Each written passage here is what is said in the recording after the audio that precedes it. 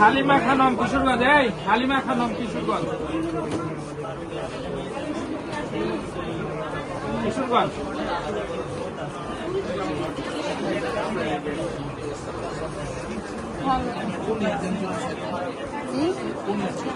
Third year ডিসেম্বরে পরীক্ষা।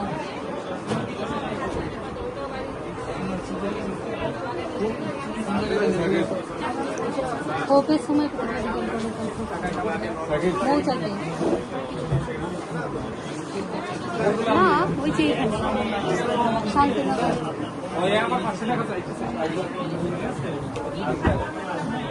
হালিমা খানম